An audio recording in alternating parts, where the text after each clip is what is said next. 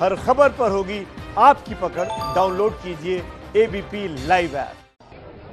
तो कुल मिलाकर करोड़ों करोड़ों लोगों की आस्था का केंद्र रहा राम मंदिर अब हकीकत बनने जा रहा है। कल जब प्रधानमंत्री नरेंद्र मोदी भूमि पूजन करेंगे तो वो पहला कदम इस सपने के सच होते हुए उठता दिखाई देने वाला है। और ऐसा पहली मर्तबा नहीं है कि भूमि पूजन हुआ हो या आधारशिला रखी गई हो। हम आपको आज से 3 दशक पहले ले जाना चाहते हैं, जहां पर इसी तरीके से भूमि पूजन हुआ था।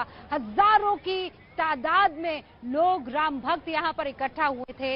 इसी तरीके से अलग अलग जगह से, अलग अलग प्रांतों से आधारशिलाएं लाई गई थी और प्रस्तावित मंदिर में रखी गई थी, लेकिन मंदिर का निर्माण नहीं हो पाया, वो कार्य पूरा नहीं हो पाया। और केंद्र में थी राजनीति। वो क्या है, मास्टर स्ट्रोक में आप समझिए। सौगंध राम की खाते हैं, मंदिर वहीं बनाएंगे, ये वो नारा है जो 80 के दशक में अयोध्या से लेकर देश भर में गूंजना शुरू हुआ। अब वो घड़ी आ गई है जब अयोध्या की पावन भूमि पर भव्य राम मंदिर के लिए भूमि पूजन होने जा रहा है। सरयू का किनारा है, निर्मल जलधारा है। सरयू का किनारा है, निर्मल जलधारा है। श्री राम का बनेगा मंदिर, संकल्प हमारा है। प्रभु राम का बनेगा मंदिर, संकल्प हमारा है। अयोध्या उस ऐतिहासिक घटना की गवाह बनने के लिए बेसब्र है जिसका इंतजार बरसों से हो रहा था।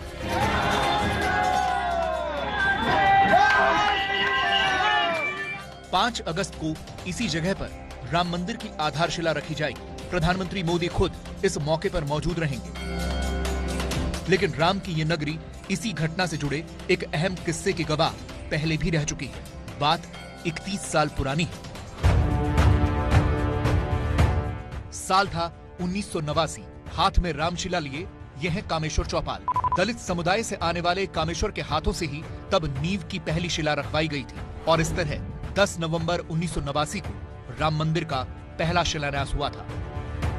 यह पहली शिला बांग्लादेश से आई थी जो 56 यज्ञों की भस्म से बनी थी। शिलान्यास से पहले वास्तु पूजन हुआ, 35 कोटि देवताओं का आह्वान और 7 शिलाओं का पूजन हुआ। फिर उन्हें धर्माचार्यों ने नींव में रखा। गुरु ग्रंथ साहब की अरदास, जैन बौद्ध प्रार्थना और मंदिर यहीं बनाएंगे के उद्घोष के बीच शिलान्यास हुआ। नींव में अष्टधातु के सर्प डाले गए, दिगंबर अखाड़े में पूजी गई 5 शिलाओं को रखा गया और इस तरह 10 नवंबर 1989 को दोपहर 1:40 पर अयोध्या में शिलान्यास का पहला कार्यक्रम हुआ। इस शिलान्यास के लिए विश्व हिंदू परिषद ने प्रस्तावित मंदिर के नक्शे में सिंहद्वार वाली जगह को चुना था। उनका कहना था कि 5 फुट चौड़ी 7 फुट लंबी ये जमीन विवादित जमीन से 100 फीट दूर है। उसी जगह पर 9 नवंबर 1989 को सुबह 9:33 पर भूमि पूजन किया गया। मंत्रोच्चार और शंखनाद के बीच नींव खोदी गई। हजारों साधु संत, महामंडलेश्वर और अखाड़ों के महंत समेत बजरंग दल और विश्व हिंदू परिषद के कार्यकर्ता सौगंध राम की खाते हैं, मंदिर यहीं बनाएंगे के नारे लगा रहे थे। और ये सब एक ऐसे वक्त में हो रहा था जब देश में कांग्रेस की सरकार थी। राजीव गांधी प्रधानमंत्री थे और बीजेपी राम मंदिर आंदोलन की जमीन पर अपनी राजनीति की नींव मजबूत कर रही थी। इसीलिए अयोध्या में हुआ ये शिलान्यास और भूमि पूजन धार्मिक से ज्यादा सियासी कार्यक्रम बनकर रह गया था।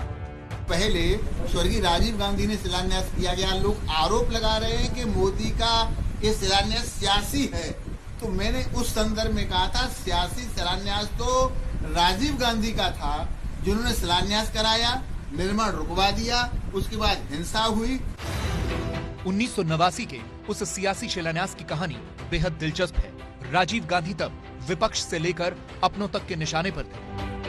वीपी सिंह के बोफोर्स के गोलों ने उन पर ऐसा दाग लगाया जो बरसों तक मिट नहीं पाया।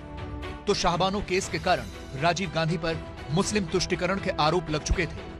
इन्हीं आरोपों से बचने के लिए राजीव गांधी ने 1986 में विवादित स्थल का ताला खुलवाया था। लेकिन जब उससे भी बात नहीं बनी तो उन्होंने राम मंदिर के मुद्दे का राजनीतिक फायदा उठाने के लिए 1989 में शिलान्यास को मंजूरी देने का फैसला किया।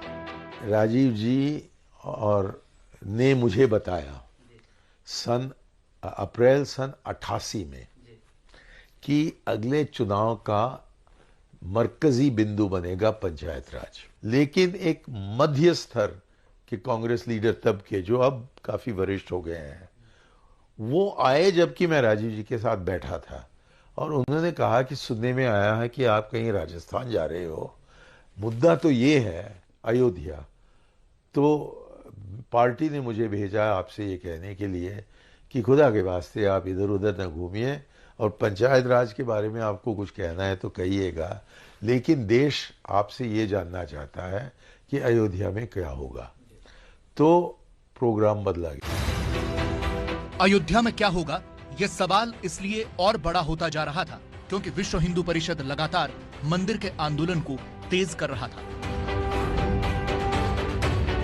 फरवरी 1989 में इलाहाबाद के माघ मेले में वीएचपी ने तीसरी धर्म संसद की। वीएचपी की धर्म संसद में देवराहा बाबा भी मौजूद थे। परमहंस रामचंद्र दास की अध्यक्षता में हुई बैठक में शिलान्यास का फैसला हुआ।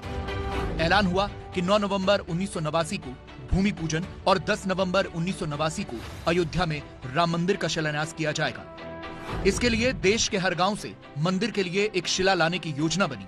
5 नवंबर 1989 तक सभी शिलाओं को अयोध्या तक पहुंचाने का लक्ष्य रखा गया। वीएचपी के इस ऐलान के बाद बीजेपी भी और आक्रामक तरीके से राम मंदिर आंदोलन में कूद पड़ी। ये वो वक्त था जब लोकसभा चुनाव होने वाले थे। राजीव गांधी को हार का डर सता रहा था। वरिष्ठ पत्रकार हेमंत शर्मा ने अपनी किताब युद्ध में अयोध्या में लिखा है कि राजीव गांधी के निजी सहायक आर.के. धवन ने उन्हें बताया कि राजीव गांधी को यह समझाया गया कि शिलान्यास कराकर आप चुनाव वक्त से पहले कराएं और अयोध्या से ही अपने चुनाव अभियान की शुरुआत करें। राजीव गांधी ने ऐसा ही किया। वो अयोध्या पहुंचे और अपनी चुनावी सभा में ही उन्होंने राम राज्य का नारा दे दिया। जो उनका पहला भाषण था उसका मसौदा मैंने ही तैयार किया। तो मैं जानता हूं कि जो नोट्स उनके पॉकेट में थे उस दिन जबकि हम फैजाबाद गए, वहां राम राज्य का कुछ नहीं लिखा था। ये शायद किसी ने उनको बताया होगा मंच पर। साफ था कि राजीव गांधी अपने चारों तरफ बन रहे माहौल के दबाव में आ चुके थे। उधर वीएचपी ने देश भर में शिला पूजन का कार्यक्रम तेज कर दिया था। वीएचपी ने देश भर से करीब 600 छोटी और 5 बड़ी शिला यात्राएं अयोध्या के लिए निकाली। 24 सितंबर 1989 को यूपी के मुख्यमंत्री नारायण दत्त तिवारी के साथ वीएचपी की बैठक हुई। बैठक में शिलाओं को अयोध्या तक पहुंचाने के तरीकों पर सहमति बनी। देश भर में 3 लाख से ज्यादा राम शिलाओं की पूजा हुई थी। उनके अलावा 40 देशों में पूजी गई शिलाएं भी अयोध्या पहुंची। राम शिलाओं को लाने के लिए अयोध्या जिला प्रशासन की तरफ से 40,000 गाड़ियों का इंतजाम किया गया। यानी एक तरफ केंद्र की कांग्रेस सरकार और दूसरी तरफ उत्तर प्रदेश में कांग्रेस की सरकार सीधे तौर पर वीएचपी के शिलान्यास कार्यक्रम को पूरा समर्थन दे रहे थे। कांग्रेस और वीएचपी के इस तालमेल की कड़ी थे देवराहा बाबा। राजीव गांधी उनकी कही हर बात मान रहे थे और इसका मकसद सिर्फ ये था कि राजीव गांधी को राम मंदिर के शिलान्यास का श्रेय मिल जाए। सबका अभिवादन स्वीकार कर रहे हैं। कांग्रेस के सबसे महान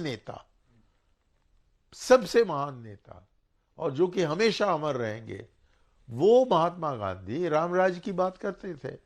तो राजीव जी ने उसका जिक्र किया हो तो मेरे समझ में नहीं आता कि इसको लेकर क्यों कहते हैं कि वही खेल खेल रहे थे जो कि बीजेपी खेल रही थी। बीजेपी का खेल था मस्जिद तोड़ो मंदिर बनाओ।